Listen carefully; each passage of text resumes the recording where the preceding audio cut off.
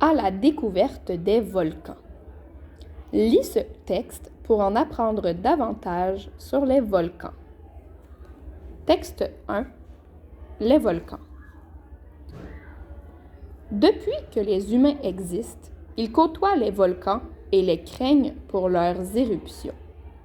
Aujourd'hui, grâce à la science, on en sait beaucoup plus sur ces phénomènes naturels. Le texte suivant traite de 3 aspects des volcans: le magma et la lave, leur formation et leurs éruptions. Le magma et la lave.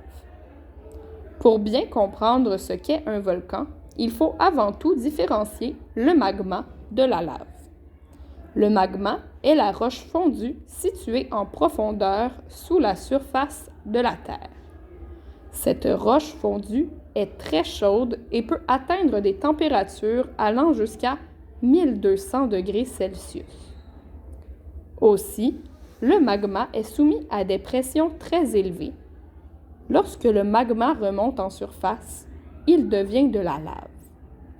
Lorsqu'elle sort de sous terre, la lave a une température qui se situe entre 700 et 1200 degrés Celsius. Une fois à l'extérieur du volcan, la lave se refroidit rapidement au contact de l'air. La formation des volcans. La croûte terrestre est la partie solide et externe de la Terre. On peut la comparer à la coquille d'un œuf. La croûte terrestre est divisée en plusieurs morceaux. Ces morceaux s'emboîtent les uns dans les autres, comme les pièces d'un casse-tête.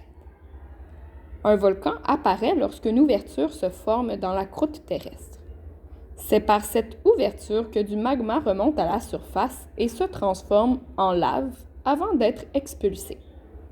Vus de l'extérieur, les volcans ressemblent souvent à des montagnes qui ont une forme de cône. Les volcans sont répartis de manière inégale à la surface de la Terre.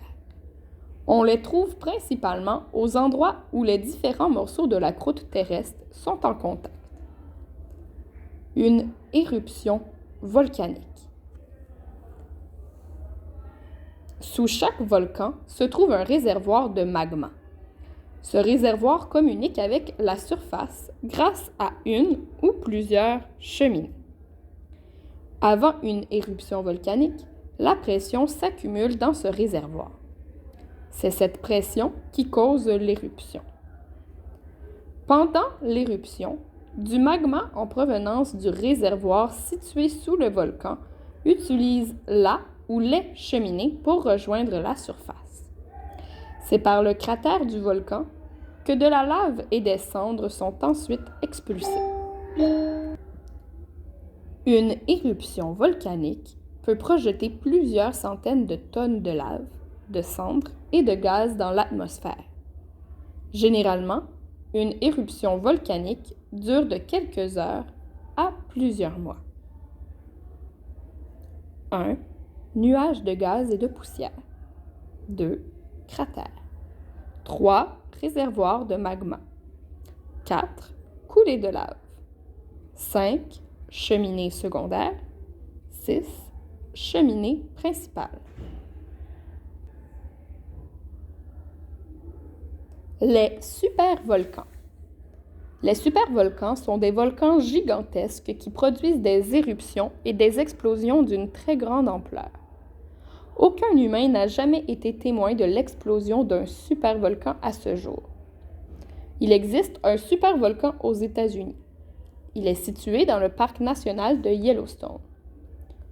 Le réservoir de magma de ce supervolcan mesure 45 km de largeur et 85 km de longueur. Sa dernière éruption s'est produite il y a environ 70 000 ans. Au cours de l'histoire, les éruptions volcaniques ont fait beaucoup de dégâts. Elles ont même anéanti des villes entières.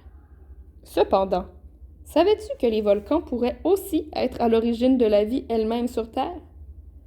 Comme quoi ces géants de roches et de feu n'ont pas que des défauts. Ils sont au contraire essentiels à l'équilibre de notre planète.